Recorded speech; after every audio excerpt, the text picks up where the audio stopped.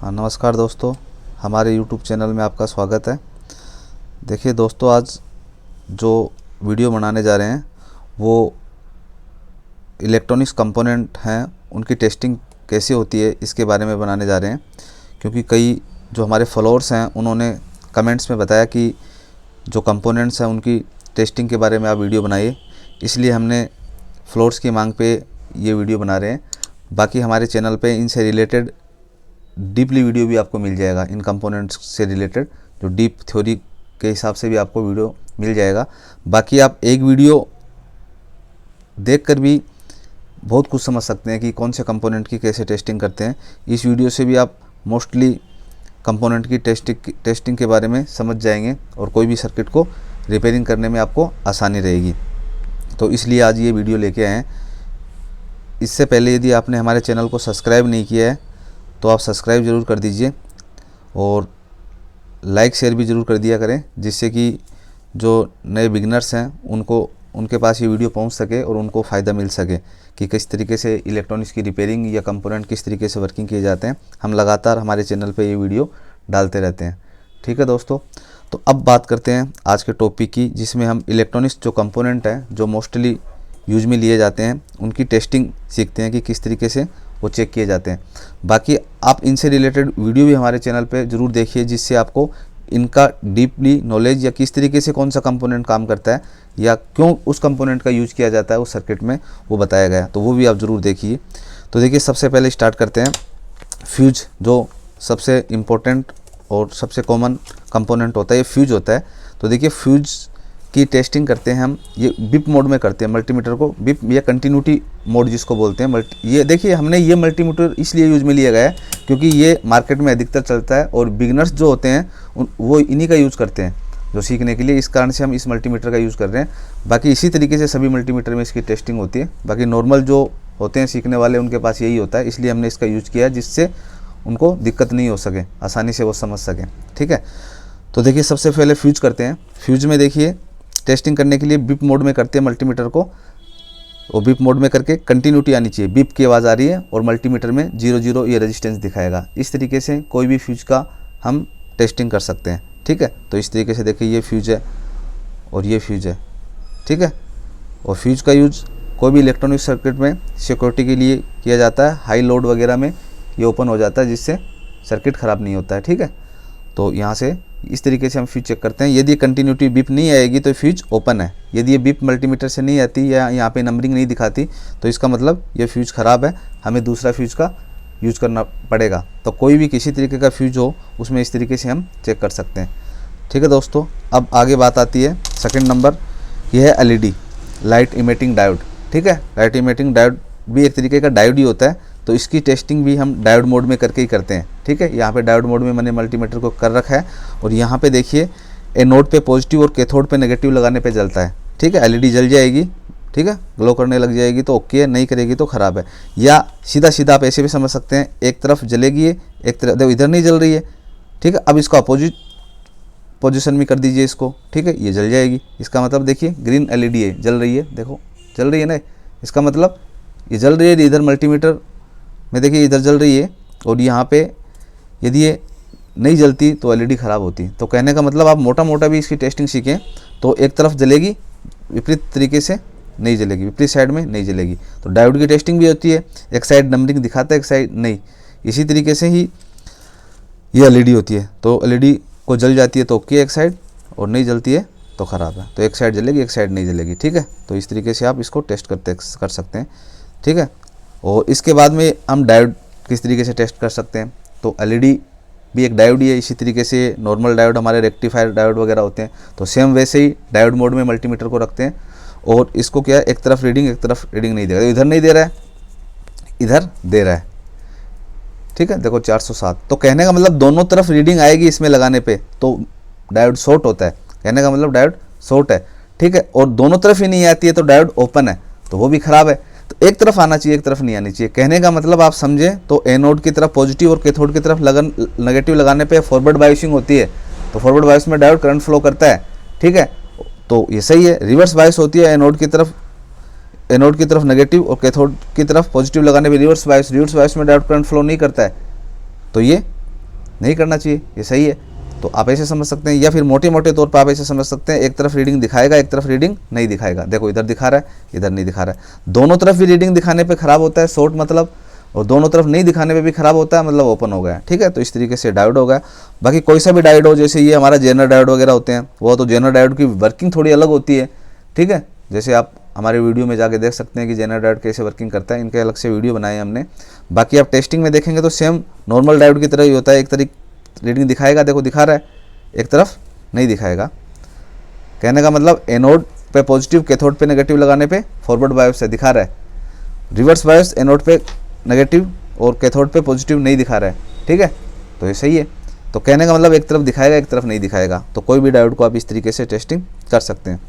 ये भी एक डायोड होता है, ये कॉमन कैथोड डायोड है। इसके सिंबल भी बनाया हुआ है, जैसे एसएमपीएस वगैरह में या पावर सप्लाई में जो रेक्टिफायर बनाया जाता है वहाँ पे यूज में लिया जाता है। तो देखिए ये डायोड का 2 सिंबल दिया हुआ है। तो यहाँ पे एनोड लगाना है, एनोड की तरफ, एनोड का मतलब पॉजिटिव लगाना है। ठीक है, जैसे देखिए इस तरीके से होता है, ये सिंबल आप समझ लीजिए, ये इस तरीके से सिंबल बना हुआ है इसके ऊपर। ठीक है, ये 3 टांगें हैं इसकी, ऐसे निकली हुई है, ये एक ऐसा पैक बना दिया इसका। ये टांग ये है, 1 2 3। तो कहने का मतलब यहाँ पे हमें एनोड लगाना है। ठीक है, पॉजिटिव लगाना है, यहाँ पे पॉजिटिव, यहाँ पे नेगेटिव लगाने पे रीडिंग दिखाएगा। उल्टा लगाएंगे, यहाँ पे पॉजिटिव, यहाँ पे नेगेटिव तो नहीं दिखाएगा। ठीक है, क्योंकि वो रिवर्स बायसिंग हो जाती है। तो देखिए यहाँ पे मैं ब्लैक लगाता हूँ, नेगेटिव लगाना है बीच में। इधर देखो रीडिंग दिखा रहा है मल्टीमीटर, इधर भी दिखा रहा है, इसका मतलब ओके है। यदि ये शॉर्ट दिखाता तो शॉर्ट होता, ये रीडिंग नहीं दिखाता तो, और ये रीडिंग दिखाता ही नहीं तो ओपन होता। और इस तरीके से देखिए उल्टा लगाऊंगा तो नहीं दिखा रहा है, बीच में पॉजिटिव लगा रहा हूँ तो ये नहीं दिखा रहा है। ठीक है, तो इस तरीके से कॉमन कैथोड की डायोड की टेस्टिंग कर सकते हैं। ठीक है, इसके बाद में बात करते हैं जो रेजिस्टेंस है, जो इलेक्ट्रॉनिक्स में बहुत ही इंपॉर्टेंट कंपोनेंट होता है। देखिए इसके अंदर ये कलर कोडिंग होती है, कलर कोडिंग होती है। तो कलर कोडिंग हमें इसकी ध्यान में रखनी पड़ती है।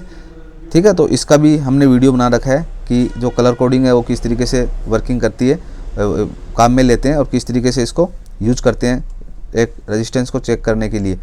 ठीक है, तो बाकी मैं यहाँ पे आपको निकाल के दिखा रहा हूँ। जैसे देखिए यहाँ पे पहला येलो कलर है, पहला कलर एक रेजिस्टेंस के अंदर, इसकी वैल्यू कैसे निकालते हैं कलर कोडिंग की तरह। पहला कलर येलो है, तो येलो की वैल्यू 4 होती है। फिर क्या है, ये होता है, ये बैंगनी कलर है। ठीक है, ये जो हमारा कलर है वॉयलेट कलर है। ठीक है, बैंगनी, तो ये होगा 7 नंबर। और फिर है यहाँ पे ऑरेंज, तो ऑरेंज का मतलब वैल्यू 3 होती है, तो इसकी वैल्यू आएगी 47 किलो ओम। ठीक है, तो 47 किलो ओम हम देखते हैं, दिखा रहा है कि इसको देखिए 47 है तो इसको हम 2000 में करना पड़ेगा। अब 2000 में मैंने क्यों किया है, ये मल्टीमीटर से रिलेटेड है वीडियो, तो आप मल्टीमीटर का वीडियो भी ज़रूर देखिए, हमारे चैनल्स पे है कि मल्टीमीटर का यूज़ कैसे करते हैं। वो वीडियो देखने के बाद में आपको समझ में आ जाएगा। तो देखिए यहाँ पे 47 किलो ओम के लगभग आ गया है। ठीक है, ठीक है, तो ये थोड़ा बहुत कम ज़्यादा इसके टॉलरेंस के कारण आता है। ठीक है, तो इस तरीके से रेजिस्टेंस को चेक करते हैं। इसके अलावा देखिए दूसरा रेजिस्टेंस भी देख सकते हैं। इसका पहला कलर है, ये जो हमारा पहला कलर है ब्राउन है, ब्राउन। दूसरा कलर है ग्रीन, तीसरा कलर है येलो। तो ब्राउन की वैल्यू 1 है, ग्रीन की 5, येलो का 4, तो 4 जीरो लगेंगे। कहने का मतलब 150 किलो ओम में इसको बोल सकता हूँ। ठीक है, 150 किलो ओम देखिए अभी इसकी वैल्यू निकल के आएगी तो सही है, नहीं निकल के आएगी तो ख़राब है। देखिए 150 आ गई, 145-46 के लगभग। तो कहने का मतलब इतना इसका टॉलरेंस होता है। ठीक है, 147-48 के लगभग पहुँच गई है। तो टॉलरेंस ही जो होती है 10% है इसकी, क्योंकि ये सिल्वर है, तो इतना कम ज़्यादा होता है तो अब कोई दिक्कत नहीं होती है। ठीक है, तो इस तरीके से हम कोई भी रेजिस्टेंस को चेक कर सकते हैं। बाकी देखिए इधर हम बात करते हैं कैपेसिटर है, तो कैपेसिटर को भी हम इस मल्टीमीटर से यदि चेक करेंगे तो कंटिन्यूटी मोड पे आप कर सकते हैं।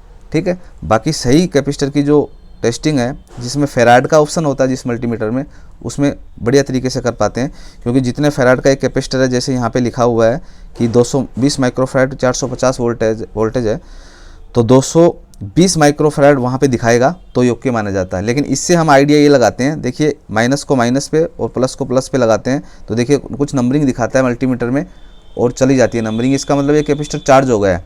ठीक है, उल्टा लगाएंगे तो एक बार वापस इसी तरीके से नंबरिंग दिखाएगा और वापस बंद हो जाएगा। जैसे देखिए इसका मतलब ये डिस्चार्ज हो गया। ठीक है, तो कहने का मतलब एक कंडीशन में चार्ज होता है और एक कंडीशन में डिस्चार्ज, इसका मतलब ये कैपेसिटर सही है। ठीक है, यदि कंटिन्यूटी ये वीप देता रहेगा तो इसका मतलब ये कैपेसिटर ख़राब है, ये शॉर्ट हो चुका है। तो इस तरीके से हम कैपेसिटर की टेस्टिंग कर सकते हैं। इसके अलावा देखिए बजर होता है, जैसे आप मदरबोर्ड वगैरह में या कोई भी जो प्रोजेक्ट होते हैं उसमें बजर लगाते हैं, बिप के जो साउंड देते हैं बजर है। तो इसके अंदर एक कोयल होती है, तो ये भी बिप मोड में सही होती है, क्योंकि इसको बिप मोड में हमने मल्टीमीटर को किया, कंटिन्यू बिप दे रहा है तो सही है, क्योंकि कोयल ओके है इसकी, ठीक है। यदि बिप नहीं देती है तो ये बजर ख़राब है। तो इस तरीके से कोई भी बजर को हम टेस्ट कर सकते हैं। इसके अलावा देखिए ये स्विच है, ये ऑन ऑफ स्विच होता है। तो स्विच को कैसे करते हैं, ऑन कंडीशन में कंटिन्यूटी देगा मल्टीमीटर, ऑफ कंडीशन में नहीं देगा। तो मैंने दोनों प्रोब को ये टच कर लिया है इस तरीके से, ठीक है। कोई स्विच वगैरह भी एक नॉर्मल कंपोनेंट होता है, जिस देखो अब बिप नहीं दे रहा है क्योंकि ऑफ कंडीशन में है। जैसे ऑन करूँगा बिप दे रहा है, ठीक है। 0 0 दिखा दिया ना, उधर रजिस्टेंस 0 दिखा दिया और बिप आ जाती है। ऑफ में देखो 0, ऑन में। तो इस तरीके से कोई भी स्विच को हम चेक कर सकते हैं और फॉल्ट को डायग्नोज कर सकते हैं, ठीक है। इसके अलावा ये पुश पुल स्विच है, इस एक बार दबाएंगे तभी ये दिखाएगा कंटिन्यू। ये क्या है, ये परमानेंट ऑन ऑफ स्विच है, परमानेंट है। ये एक बार दबाने पे ही शॉर्ट करता है, जैसे हमारे मदरबोर्ड वगैरह सीपीयू वगैरह में इसका यूज करते हैं। पहली बात तो 4 क्यों है, 2 2 का पेयर है। जैसे देखो 4 का मतलब ये इस तरीके से है, तो 2 2 जुड़े हुए हैं, ठीक है। ये एक ही चीज़ समझो इसको, दोनों का आप 2 ये जुड़ गए 2 ये जुड़ गए। तो कहने का मतलब 2 2 का पेयर कौन सा है, ये पेयर है ना। और ये देखो इससे नहीं बोलेगा पास वाली से, तो कहने का मतलब 2 2 का पेयर बना हुआ है, देखो ये बोलेंगे आपस में। तो अब ये स्विच दबाने के बाद में इस पे लगाने पे ये वहाँ पे 0 हो जाता है मल्टीमीटर एक बार, ठीक है। 0 हो जाता है तो ये दब चुका है, मतलब ओके है, ठीक है। अब मैं देखो स्विच को दबाऊंगा, देखो 0 छोड़ते ही बंद, ठीक है, ठीक है। ऐसे छोड़ते ही 0। तो कहने का मतलब दबाने पे मल्टीमीटर में 0 0 मतलब कंटिन्यूटी 0 हो जाएगी, तो ओके है। छोड़ते ही ये ओपन दिखाने लग जाएगा, 1 दिखाने लग जाएगा। तो इस तरीके से इस स्विच का यूज कर सकते हैं। ये देखिए रेक्टिफाइड डायोड होता है, जो कि एक बहुत ही इम्पोर्टेंट कंपोनेंट होता है इलेक्ट्रॉनिक्स के अंदर। जैसे 4 डायोड का यूज करके हम एक रेक्टिफायर बनाते हैं जो कि एसी को डीसी में कन्वर्ट करता है, ठीक है। तो वो एक पैकेज में भी बना हुआ होता है, इसमें हम 4 डायोड नहीं लगाने पड़ेंगे, इस तरीके से एक ही लगा देंगे। इसके अंदर ही 4 डायोड है। तो इस पर लिखा होता है, देखिए 2 बीच में एसी का सिंबल है, ठीक है। इसमें एसी का सिंबल है, ये पॉजिटिव और नेगेटिव लिखा हुआ है, ठीक है। तो कहने का मतलब डायोड की रेंज में मल्टीमीटर को रखेंगे और जो प्लस बना हुआ है उस पर नेगेटिव लगाते हैं मल्टीमीटर की, और देखिए रीडिंग आएगी। बीच वाले पे लगाएंगे और ये भी रीडिंग आएगी, और इस पर इससे डबल रीडिंग आएगी दोनों से, ठीक है। लगभग 1200, इस पर लगभग 600, ठीक है। तो कहने का मतलब इसकी टेस्टिंग ऐसे होती है, उल्टा लगाना है। इधर भी लगाएंगे तो इधर पॉजिटिव लगा के इधर चेक कर लीजिए, चाहे इससे उल्टा, क्योंकि यहाँ पे नेगेटिव है, मैंने पॉजिटिव लगाया तो इधर चेक कर लीजिए। यहाँ पे भी देखिए रीडिंग आ रही है, कुछ 500, कुछ इधर देखिए इनसे लगभग डबल। तो यदि आपस में बिप दे रहा है, शॉर्ट दे रहा है तो भी ये ख़राब है, और ये नंबरिंग नहीं दे रहा है तो भी ये ख़राब होता है। तो इस तरीके से इसकी टेस्टिंग कर सकते हैं। इसके बाद में बात करते हैं कैपेसिटर की। सबसे पहले छोटे वाला ये कैपेसिटर होता है, कैपेसिटर नहीं, जो ट्रांजिस्टर की बात करते हैं, ये होता है ट्रांजिस्टर। 3 पॉइंट होते हैं, एमिटर, कलेक्टर, बेस। जैसे कि हमने आपको बहुत सारे इसकी वीडियो बनाए हुए हैं, वो आप देख सकते हैं। तो देखिए आप डायोड की रेंज में रखेंगे, ठीक है। तो देखिए इसमें पता करते हैं बेस कौन सा है। बेस जिस पे लगा के देखो, ये बेस है जिस पे रेड लगा हुआ है, ठीक है। ये एन, तो कहने का मतलब ये ट्रांजिस्टर होता है हमारा NPN ट्रांजिस्टर है, क्योंकि 2 N है इसके अंदर, एक ये P है जिस पे मैंने रेड लगाया, ये P है। तो कहने का मतलब यहाँ पे 640 और 684, तो जिसका ज़्यादा रेजिस्टेंस दिखाता है वो एमीटर होता है। तो ये लास्ट वाला एमीटर है, बीच वाला कलेक्टर है, ये बेस है। और ये आपस में बिप नहीं देना चाहिए। यदि आपस में बिप दे रहा है तो इसका मतलब ये शॉर्ट है और ये ख़राब है। और यदि ये वैल्यू भी नहीं दिखाएगा एमीटर कलेक्टर की, देखिए, ठीक है, तो इसका मतलब ओपन है। तो इस तरीके से आप ट्रांजिस्टर को चेक कर सकते हैं। बाकी आप और भी जो वीडियो हमारे चैनल पे ट्रांजिस्टर से रिलेटेड, वो वीडियो देखिए, जिससे आपके बढ़िया तरीके से क्लियर हो जाएगा। ये देखिए, ये भी एक ट्रांजिस्टर ही होता है, जो साउंड एम्पलीफायर वगैरह में इसका यूज अधिकतर किया जाता है। तो देखिए इसमें एक टर्मिनल बॉडी है, 2 टर्मिनल ये है। तो इसमें बेस कौन सा है लगा के देखते हैं, ठीक है। तो यही बेस मिल गया पहले वाला, देखो ये नहीं है, क्योंकि देखो ये बेस लगाने पे रीडिंग आ रही है ना नीचे। तो देखो यहाँ पे ये इसका बेस हो गया कहने का मतलब, ठीक है। और यहाँ पे 545, यहाँ पे 544। तो कहने का मतलब एमीटर और ये कलेक्टर है, नीचे वाला कलेक्टर है क्योंकि इसकी कम वैल्यू है, और ये एमीटर है, इसकी ज़्यादा वैल्यू है। तो कहने का मतलब ये आपस में यदि बिप दे रहा होता तो इसका मतलब ये शॉर्ट है, और ये वैल्यू नहीं दिखाता है तो इसका मतलब ये ओपन है। तो इस तरीके से एमिटर कलेक्टर बेस की भी आप पहचान कर सकते हैं, ठीक है। तो ये ट्रांजिस्टर को इस तरीके से चेक कर सकते हैं। ये मॉसफेट है, ठीक है। मॉसफेट की टेस्टिंग कैसे करते हैं? मॉसफेट में 3 टर्मिनल होते हैं ऐसे, ये फिक्स होता है उसका, ये इधर वाला सोर्स, ये ड्रेन, ये गेट, और ये जो बॉडी होती है ये भी ड्रेन ही होता है, मिला हुआ होता है। कहने का मतलब ये ड्रेन ही होता है ये, ठीक है। सोर्स ड्रेन गेट फिक्स होता है। तो आप सीधा सीधे यदि आप टेस्टिंग करना चाहें, ठीक है, तो देखिए यहाँ पे एक तरफ रीडिंग दिखाएगा, एक तरफ नहीं दिखा, इधर ये दिखा रहा है, इधर नहीं दिखा रहा है, इसका मतलब ये सही है। यदि दोनों तरफ ये रीडिंग दिखाता है तो इसका मतलब ये शॉर्ट होता है मॉसफेट।